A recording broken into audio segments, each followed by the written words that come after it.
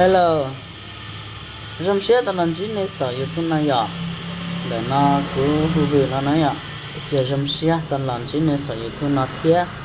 Và thế chỉ xe tiền này chúng sẽ từ nó cá nhau trong sư thiệt tới chúng nó máu chúng mình gần này à? Cứ làm gì bây sợ yêu thương này à? Chỉ có chúng mình đã chi thiệt đó chỉ của là khi đọc bé hay tiền, và cho tới cho sự quan này chất chay này à? Chỉ có rong gạo này à? Thì từ nên từ sáng đó nó cũng trở về một sai thia, trở cũng một sai thia này ạ, xử lý thời gian nào ạ,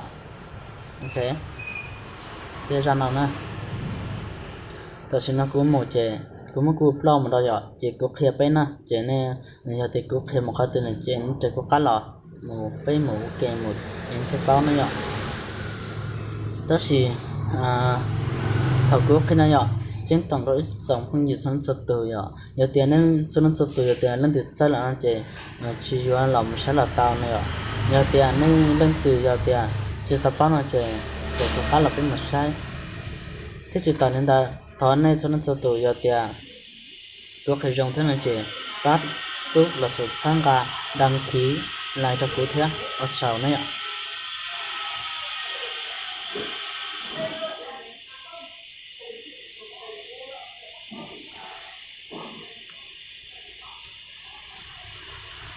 Ok, tao lời nữa, chỉ với một sai, chỉ cuối một này ạ, chỉ cuối một sai bên khó là ạ, nè, chỉ ra nào, và ta cứ những khoa tàu này ạ, chỉ ra tới ra nào ạ, cái sai nè, cũng mất thời này, cỡ này thì nó lù này ạ, chết gì vào như chết sai này ạ, thì nó mà có một khe bé mũ cho nó này ạ. Sai nè, xí cho nó nè, khó nó bắt ta cũng mua dùng thao là nó nhở, chế của bị chế đi thiết sư chế này tại đây nó sẽ sử dụng gạo chuột khó quá, sẽ khó nó nè nhở, khó nó nè, nhờ tiền nên lên từ sáng một uốn nó chế khó nó nhở, sử thông tin khó nó nè, chế lên từ sáng một uốn nó chế chế của khá là son chuột với một ok nè nhở, ok, chế thổi với mồi nhở. Chế bé một trâu lúc còn khi mới sơ tơ quên này ạ, khi nó mới sơ tơ này ạ, chế một trâu khó còn non này ạ, lúc nó là tàu này ạ, thế lúc nó là tàu này ạ, giờ thì lên từ trung tâm nó cũng một đó là thiết sư trời đây cũng báo mà cũng có sao tông mà thiết cũng khó video tây là lợi ạ, chế lúc còn khi mới sơ tơ này giờ lúc khó tàu trong thật cái sư ạ, sự đi cũng báo nè, vì vào video bờ rồng là sự đã chỉ đây nó chỉ tới cú ý hoặc một sự ta lại tất gì là xíu nó chế lúc nào cũng bỏ dòng tiền dòng thế nào ạ chế của một kho lúc nào đấy ạ, ok chế một trò lên nó chế của cái bé mùng cam này ạ,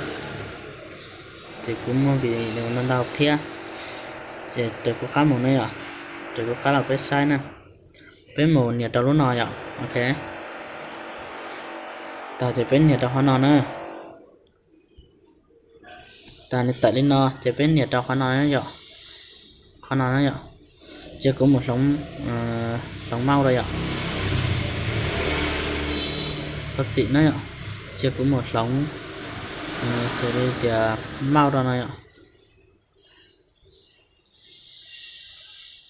mình nói nữa, nó nói nữa vậy. Lúc nào nè, cái mũ lúc nào vậy? Chỉ bên nhiệt độ sọc nào nè, khó nào nè vậy? Ok. Hiện tại lên nó chỉ bên nhiệt độ khó nào thế vậy? Khó thật thay này. Nè. Hiện tại lên nó chỉ bên nhiệt độ khó nào nè vậy? Khó gì vậy? Khó nào nè vậy? Chỉ tại lên nó lại, chỉ lo lại vậy. Chỉ bên muốn nhiệt trung tế này ạ, bên nhiệt đâu khó nào ạ, khó rất đúng là này ạ, nếu tê chỉ bây giờ chỉ để tại đây nó tại đây đa nó chỉ bây giờ nhiệt lên khó đa với mình tạo là này, còn mình đã đa là nó chỉ muốn trung tế kia này ạ, để kia xử lý gì quá, bây giờ dài thế xí ạ, nè nó khó nào này, khó dài như thế này, này ạ, bây giờ dài thế xí này ạ, chỉ nó chỉ biết chỉ một xăm tái đó xí ạ chỉ biết một xăm tái chỉ biết chỉ một cái khả năng này ạ lúc lép này ạ ok chỉ biết một đi nào chỉ mua xăm tái này ạ chỉ biết một nó này ạ chỉ đi nào chỉ biết sau tiền xử lý của sau tiền của lúc con này ạ chỉ sau này biết xăm tái lên này biết sau đó chỉ sau ạ đó chỉ của sau lên này ạ chỉ mình đã chỉ lại thế chỉ của sau tiền của con này ạ của lúc con là sẽ cuốn cho con này dạ ok chị biết sau ta biết nhiều một biết sau ta ạ chị biết nhiều lúc ok này ạ nè chị lên nó chị biết một nếu lúc nào nó ạ nó nào nè nó nào ạ chị ôn lo này ạ lo đi nào nè chị lo đi nào lại chị biết vậy mình hiểu rồi cá nào thế vậy họ nào nè ra đa nào vậy biết thay cứ trồng ở thế vậy họ ra đa nào đấy ạ chị chung một tận nào thấy kẻ ra sầu ra đó đu sầu này ạ để sửa ra đó đu sầu này ok chị đi nào lại chị biết vậy mua cú lúc con nó tiếp của xì lại thế ạ tiếp sau xì lại thế sau sửa lại thế này ạ đi nào nè đi nào ạ chị biết vậy mua sợ lúc này ạ sợ cho xịn tới này ạ lúc nào nè với một thai với một lông nhá chúng ta chất sự còn đẹp cháu giò này ạ sẽ có một lông có ra nào nè mình nên táo nhá giờ tiền nên lúc chúng ta mua nên cũng đó nó lọt thiết xíu này ạ ok thì nào cứ lúc đó lo lại cháu nữa nè thì phải nhận một nhiều thì xử lý khó nào một lông màu này ạ đó là nè sai nè để tắt che là tận là ok ở đây này ạ chỉ biết một nhiệt kia chỉ nên lên nó chỉ cứ nó sẽ màu xanh này ạ cái xanh chua này ạ còn chua sống nè ok có xía là chị ạ xuyên chua là xía này ạ chị với nhiệt kia con ta chỉ tới con này ạ nó chỉ biết chị nhiệt kia cho con nó thiết sức ok đi nào chị lại nhìn tao rồi ạ cho con nó chỉ biết chị muốn này cho các ô lò xí ạ con nào chị tao lại chỉ biết một nó nè ok biết một nào biết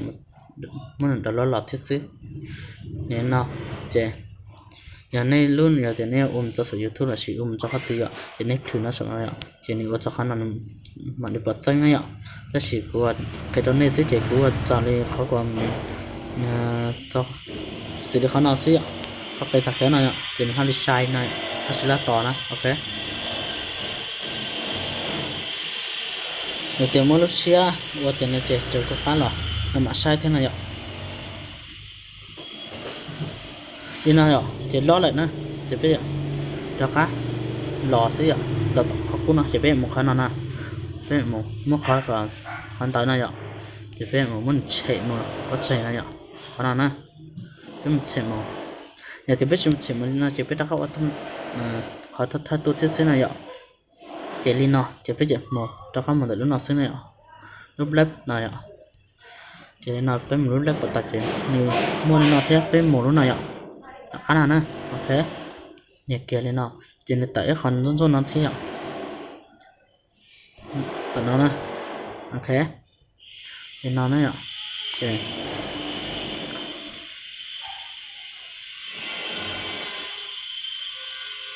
lên nào ạ chỉ biết một nhiệt kia khó sợ nó ạ cái gì nữa ạ lo lại này ạ cái mà sáng nào nữa ạ tiếp tục đi từ nó nữa có sáng khó nào nữa ạ nè chế bé một quả lên nó bé một sải từ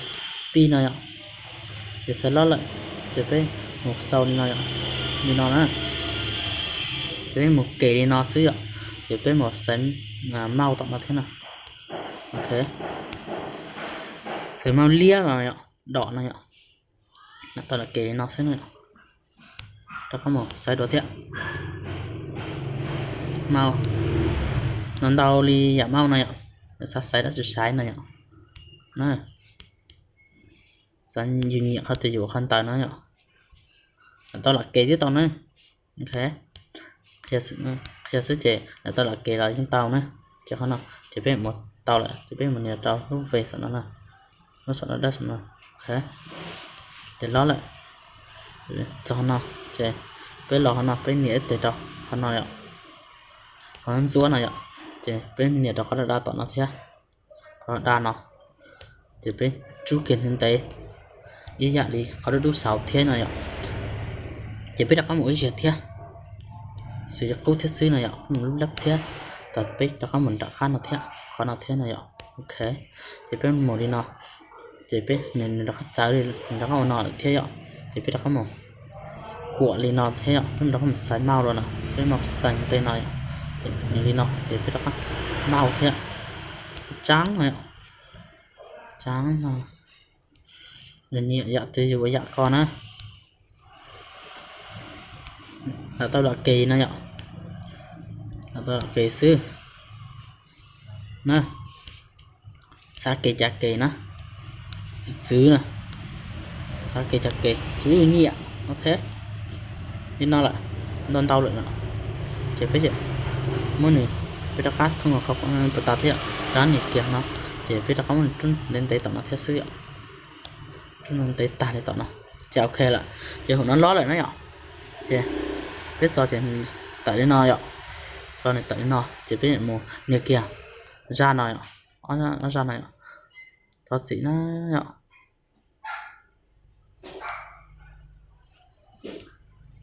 sao quá nữa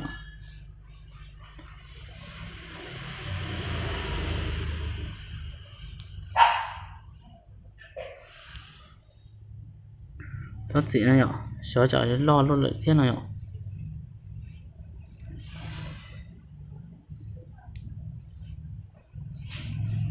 thế nó lại tôi cũng sẽ lo thao lại chỉ nên nó chỉ biết một niềm nên nó này ạ ok nhà khán giả sống nào chỉ nên tại lên nó chỉ biết một niềm kia lúc này ạ nó đá là nè nó niềm kia lên nó chỉ biết một sái nè nó đá nào sái nên đòn tàu ạ ok cứ sẽ khăn này ạ để tại lên nó chỉ xanh ạ để nó chỉ xanh thế chỉ biết một sẽ có những gì nó qua đồng hồ nó nè ok cái ký thì nó này ạ cái nó xanh đó ok chỉ biết một nhà kia lúc về sau nó chỉ lót sức chỉ có hậu biết đó các qua liên tới thế ạ chỉ nên nó biết đó các qua biết đó cái ký thông bình khó vào ta thiết sứ ạ họ qua thời giờ thiết sứ nhà tiền cứ phải dùng thao luận nó chỉ thôi nếu mà bạn đi sai muốn này tại lò là sự muốn này chờ muốn này cho là tại lò sai ở bên lì nữa thì nó trên gì nói ạ ok là chỉ có nào với muốn này lon rồi ạ với nhiệt kiện nó là thì nếu mới khỏi đan nó chỉ lon rồi bây giờ nhiệt kiện từ lúc cộng nữa nó nói ạ mới không có tên nó nè mấy tụi nó cái nhiệt thì nó lo nào họ hỏi với dạng thế này ạ dạng nó lo ạ lo tua lại thì nó lo lại chỉ bây giờ mà không phải tập ấy sau tuần tới lò cho lò trò đâu thế này ạ thì với một lúc lấp nó thế ạ ok ta chỉ biết một đầu lúc phương tiện nó thế này ạ ta chỉ khoan tới nhưng nó này ạ với nhiệt kiểu khoan tới tua sư ạ khoan tới nào nó khoan này ạ cú lúc con nó nói ạ chỉ đi nó ok sư chỉ biết nhiệt kiểu khoan này ạ chỉ biết nhiệt kiểu khoan nào sư chỉ nên sẽ sang đi nó lại chỉ biết một nhiệt kiểu tận này ạ nó nè nó nói ạ với nhiệt kiểu đó nhiệt kiểu chỉ biết nhiệt kiểu lúc nào này ạ chỉ ok lo lại bây giờ giờ như nào chỉ lo lại chỉ bây giờ một nhà cái đấy tẩy đơn gì ra chuyển tải là gì ra nào này ok nhỉ kia này tại đây nào chỉ bây giờ một nhà kia cho gì tự tin này còn à xử lý tự tin này nó đấy ạ chỉ trong đây nào chỉ bây giờ mua lúc nào thử nó tọt nó này nó nói ạ nó khó sẽ chứng thực cái này mua nó thử nó tọt này thì nào thì ok chỉ lo lại giờ tiền nên sách này luôn ạ khó là giờ tiền nhiệt dân chúa lên nó chỉ nên một thầy nhiệt dân chúa xử lý ra chuyển tới dân chúa ta chỉ nhiều xíu ta chỉ ok thế này nhưng mà nó muốn làm tàu dân chúa lên nó nhỏ chỉ nên một bao nữa giờ tiền nên ra chuyển tới rồi chúa là đây là chỉ nên một khó đã liên hàng em khó liên này ạ chỉ cũng ra chỉ đầu ta nó sẽ xé nào chỉ cũng nhiều khó xé nào chỉ nó tặng khó xé nào thế chỉ nó chỉ lo lại chỉ khó nào bé mà nữa và bọn dòng sport dòng này ạ thì chỉ được bé xí ok nó này ạ khó nào cái sự của ta nó lại nè ok bé mà nữa lúc nào thế lúc nào giá lọ xí ạ nó là giá lọ lúc nào bỏ chân lọ đi nào bỏ chân nè đi nào bỏ chân nè đi nào chỉ đi nào xí ạ ló lại chỉ bé nè kia luôn sau nó chỉ tiền ló lại nó xí ạ đi dùng gì xí đi nào xí này ạ biết cho sai nè ló lại nè ok ló lại giải cho trong cao lại nè ạ